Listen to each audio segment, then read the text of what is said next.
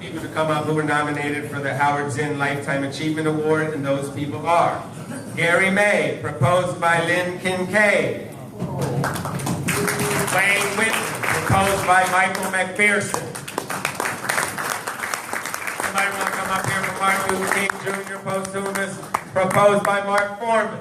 We'll figure that out. Kim Carlisle again, proposed by Grace Shuckroff. Paul Cox, proposed by James Janko. Sherry Condon, proposed by Alan Hallmark. S. Brian Wilson, proposed by Dan Shea.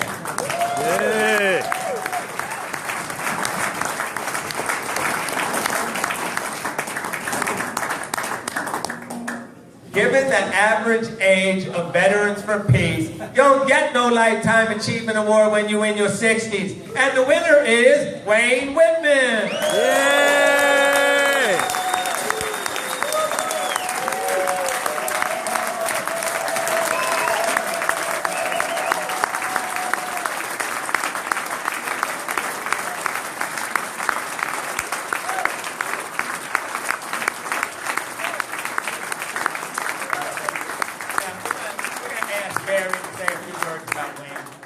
From Minnesota, Chapter 27, who we love so much for bringing them buses to SOAW.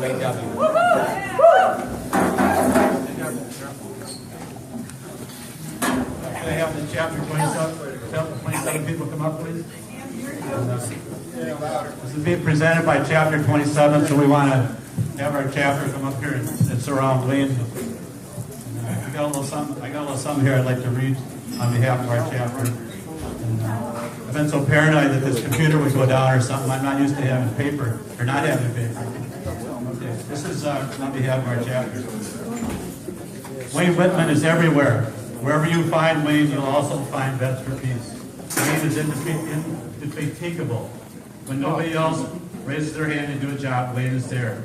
I describe Wayne as a lion, brave enough to tackle anything. He doesn't back down from a challenge, but he also exemplifies cooperation and collaboration. He'll go along to get along, as he doesn't betray his values. He's a model of grace and good manners. Wayne has a quiet strength and purpose about him like no other. I doubt there's anybody in the peace and labor movements in Minnesota who doesn't know his name. He is universally respected for his wisdom and vast experience. I wish Wayne could call him himself, because it would be a world would be a better place with more Wayne Whitmans. Wayne is the physical embodiment of walking and talking. This is what members from Veterans for Peace Chapter 27 say about Wayne, our local hero. Over his 5 decades of service and leadership with VFP, there are few of any other examples where his wisdom, willingness, and indefatigable energy have not played a crucial role in our chapter's efforts. Here's one recent example offered by a fellow member.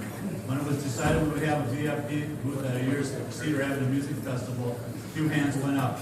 Then up went his. At 80-some years old, he insisted on helping haul the canoe table, tent, bins, etc. And then when the event ended, he offered to drop him off last so that he could help unload the equipment. Wayne served as a medic in the Navy from 1948 to 51, including duty off the coast of Korea during the Korean War. Although he had originally planned to make the Navy a career, he contracted tuberculosis and spent 3.5 years in a VA hospital, so he received a medical discharge. During his 50-plus years since his discharge, he grew to become a leader in the peace and justice movement. Wayne wrote in 1967 that I became critical of our country's actions in Vietnam and felt we were intervening in other countries' political situation. At that point, I joined VFP. It was a turning point in my life. That was a former inclination of VFP. Wayne has been a teacher, mentor, purveyor of peace, friend, inspirational leader, but most of all, a true human being, writes a close friend and fellow VFP member. He's an institution in the Twin Cities, an honored elder of the union movement, and a hero in the peace and justice community. He helped create and sustain our local chapter of VFP and have a special chapter for homeless vets. Wayne has sacrificed his time, money, and effort to the causes held dear for decades. His fellow members commented on his dedication to the peace protests in the School of America's Watch. At our national convention in 1993, Wayne called for a national gathering of VFP at the SOA. We chartered our first bus from the Twin Cities on Martin Luther King Day, 1984. been a pilgrimage for thousands each year since. Wayne has been to every annual SOA protest since it began, save for 1 year when he had to bury his sister. I don't know how many of our members have ridden on the bus to Columbus, Georgia, but his 22 somewhat grueling hours not for the same faint of heart. These are words from a fellow giant of the peace and justice movement, former and founder of SOA Watch, Father Roy Bourgeois, speak to Wayne's importance.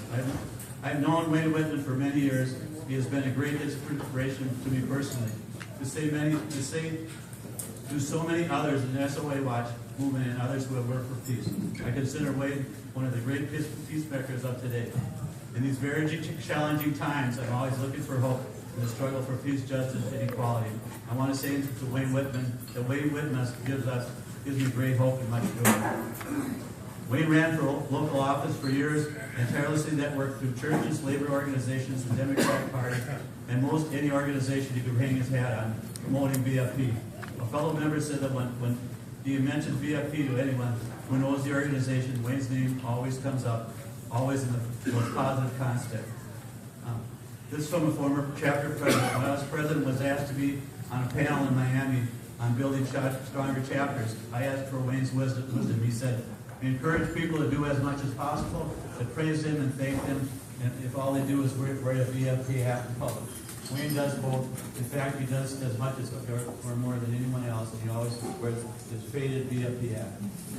Minnesota AFL-CIO President Stark Newsom calls Wayne the conscience of the labor movement in the Twin Cities. His track record of union volunteers and leadership spans more than 3 decades. He has been an active member of AFSCME, Machinist Local 459, and most recently the Minnesota State Council of Machinist Retirees. Bryce Michael Moore of the St. Paul Regional Labor Federation. Wayne served as chair of the Federation's Community Service Committee for more than 3 decades, and he continues to serve on the Federation's executive board. He spearheaded efforts to connect union members facing financial crisis with the services and relief they needed, and he helped expand the labor movement's relationship with nonprofit, faith, and social justice organizations. Wayne has received several awards and recognition for his service, including the Machinist Local 459 Outstanding Volunteer Award 1990, United Way Outstanding Leadership and Community Development Award 1995, and a Public Service Award from the City of St. Paul. I know our entire chapter would agree that Wayne is an amazing, energetic, inspirational, gentle, dignified, humble, and loving person. He is not just a credit to our chapter, he is a credit to the entire organization and human race. He is a force of nature and a well-deserving of any award of the award of the VFP. Thank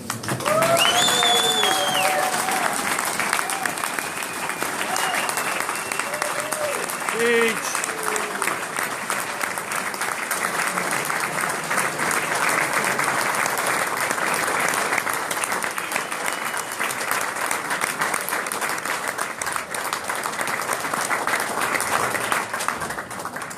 Thank everybody for those very kind comments.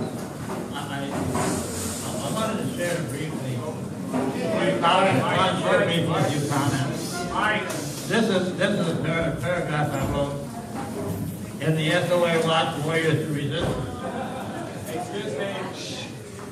Some of our most valued freedoms are our right to free speech and assembly, as well as the right to petition our government for redress of grievances. The right to search for and act on the truth as we see it is essential to our freedom. These principles are what many of us operate with defending, and we risk our lives in the service of our country. And we are still willing to risk our lives to preserve these principles today. I also wanted to share with you briefly comments that I made.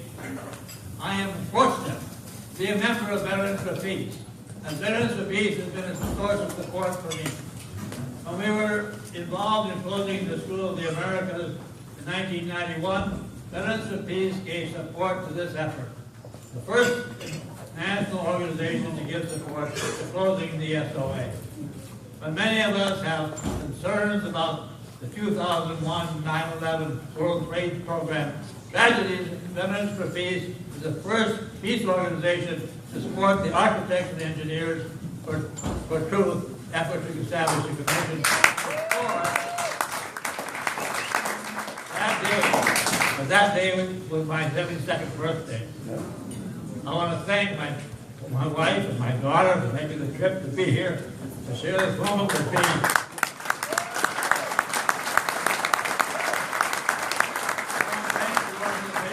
The Howards in my Achievement Award. But I am not done yet. That's right. Yeah.